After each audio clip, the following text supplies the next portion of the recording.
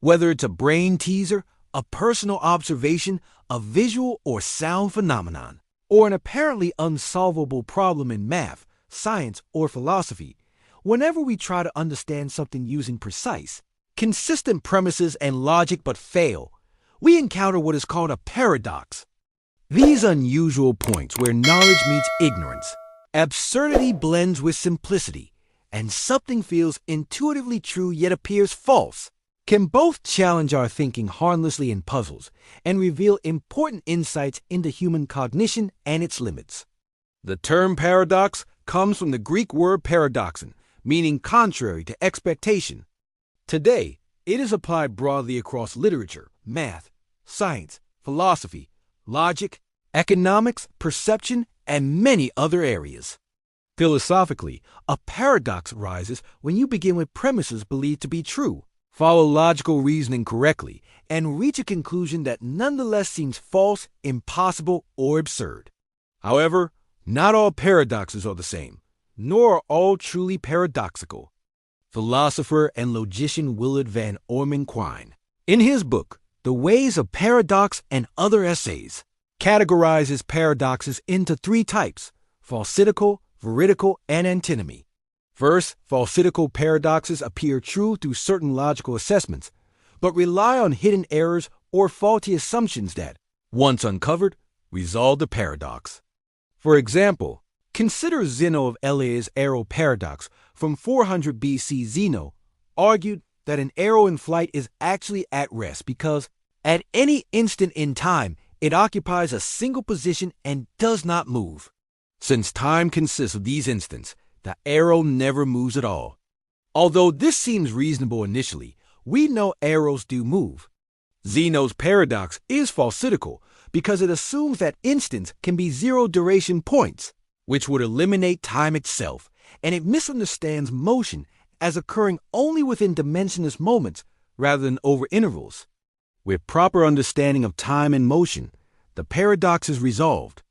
Quine's second category, veridical paradoxes, also produce conclusions that seem false.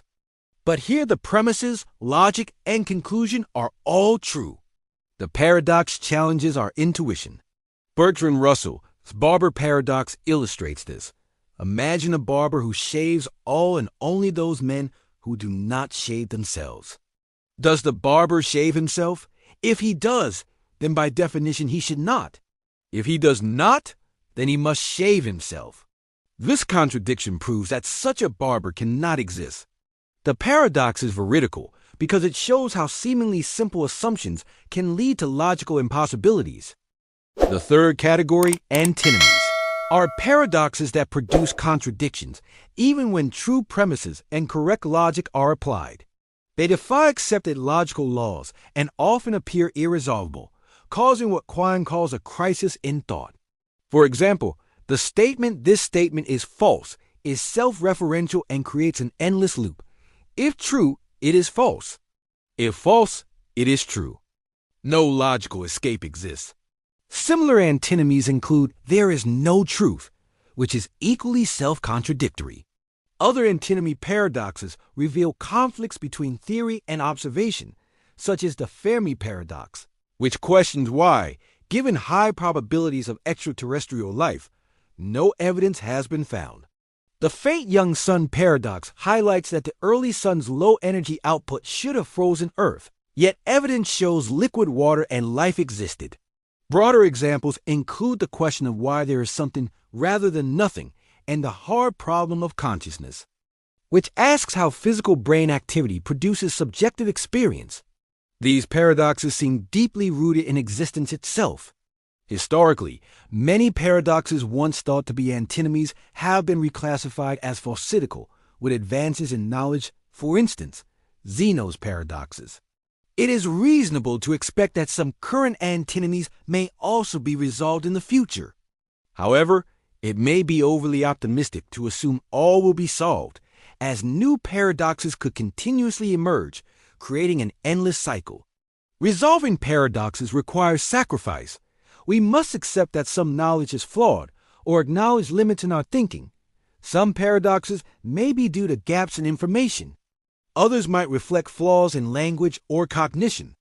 As Ludwig Wittgenstein said, "Where one cannot speak, there one must be silent." The human mind, powerful though it is, can only perceive a tiny fraction of reality, about 0.0035% of the electromagnetic spectrum, sounds between 20 Hz and 20 kHz, and only what it knows. Paradoxes may lie at the edges of our comprehension, showing us what cannot be fully understood. We stand at the edge of knowledge, looking into a vast unknown.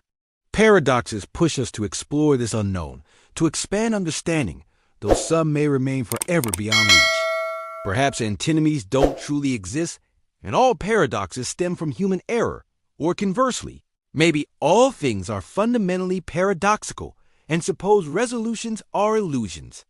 The vastness of the unknown compared to our limited capacity suggests we may never know for certain.